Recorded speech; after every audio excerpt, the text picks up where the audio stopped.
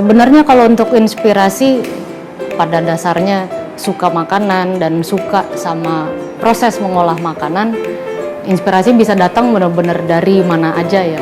Misalnya lagi pergi kemana, lagi travel atau enggak, bahkan di sini minum minuman, ya berarti flavor yang sama bisa diaplikasikan dalam bentuk lain, misalnya jadi dessert atau misalnya makan suatu hidangan, oh ternyata ini pakai ini cocok, itu bisa diaplikasikan juga ke hidangan. Jadi sebenarnya nggak ada batasnya ya, kreativitas itu beneran bukan kayak dicari gitu, biasanya emang ada aja gitu. Karena ingredients, yes bisa by itself dia udah shine, tapi akan tetap lebih baik kalau dia itu digabungkan oleh beberapa yang lain. Tapi kalau untuk pengolahan, yang pasti saya suka banget masak sayuran.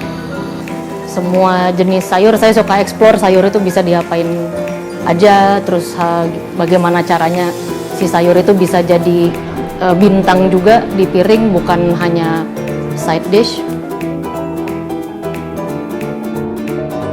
Selama ada api, ada panas, ada dingin, kita udah bisa masak.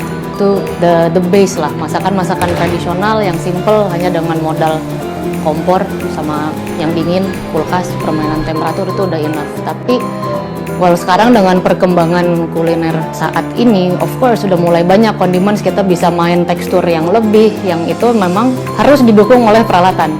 Jadi peralatan of course ini juga nabung dari dulu, zaman private dining dulu, semakin lengkap peralatannya, of course makanan yang bisa diproduce juga akan semakin variatif.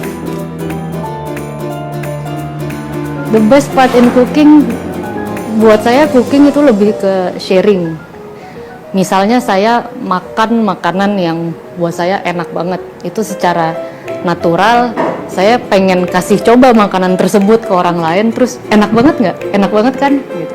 Dan bahagianya dia pas dia setuju itu kita we share the same happiness. Makanya untuk saya masak untuk orang lain itu sangat menyenangkan sebenarnya karena itu. Dan ketika dikasih ke orang lain dan orang itu paham sama pesan yang kita mau sampaikan ke dia, ya bahagianya di situ.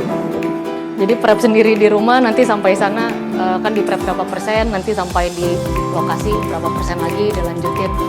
Mulailah masak-masak untuk orang, untuk acara-acara di rumah. It's a lot of work, tapi masih seneng lah ngejalaninnya.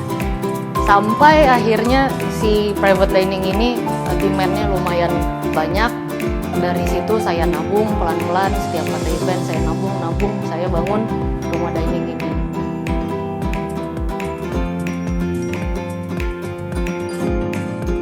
Ya rumah dining sama kitchen ini itu ya emang zona nyaman saya. Saya di sini masih merasa seperti di rumah. Karena emang dulu saya tinggal di sini, jadi udah nyaman gitu. Semua posisinya tuh udah nggak mikir, udah di luar kepala mau ngapain, udah tahu gitu kan. Biarpun ini sudah menjadi a private dining di mana it's open untuk publik pun, setiap saya masuk ke rumah dining saya ngerasa ya ini rumah saya, this is a house, zona nyaman saya. Dan functional karena kitchen. Karena biarpun rumah, kitchennya sedikit lebih advance daripada kitchen rumahan pada umumnya.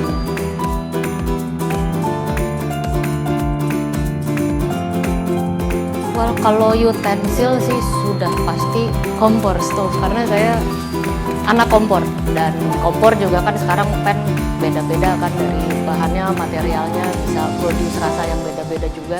So kompor itu nomor satu, dari apinya cukup gede atau enggak. Terus untuk slow cooking juga saya masih suka pakai kompor.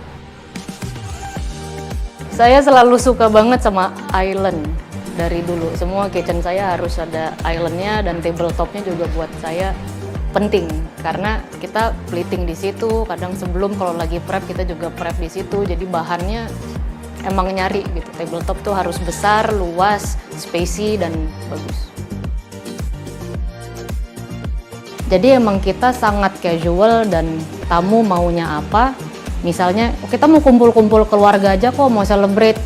Ini anak saya diterima kuliah cuma pengen makan, mintanya makan tengah yang family style, kita juga ayo gitu. Jadi sebenarnya se-fleksibel itu, kita nggak ada menu tetap.